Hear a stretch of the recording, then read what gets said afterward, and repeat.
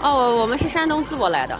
然后从抖音上看到有这么个地方，因为过去看那个《哈利波特》过去很多年了，确实挺像的。第一眼感觉着就是很古色古香，加上它正好在伊势风情街，我自己是觉着可能以后会经常的来。那我们在10月份的时候，每天都是这种大客流，客流基本上都在1万人以上。从11月开始，12月，这是我们本地的，加上我们京津冀周边河北、北京的人会比较多一些。我们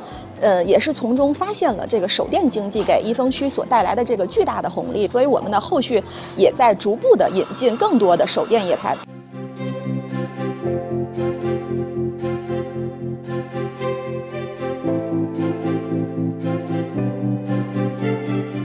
很多的厂家实际上有新品上的时候，会优先选择在我们的超体里面去做这个产品的首发，而且我们的客流量日均客流量大概在1万以上，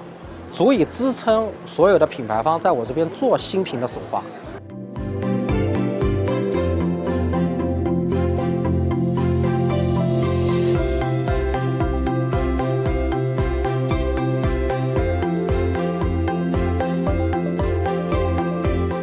客户有可能现在他们有这个需求，他有可能过来体验了这个商品以后，他可能后续就有需求。我们是通过体验的方式来驱动我们的销售。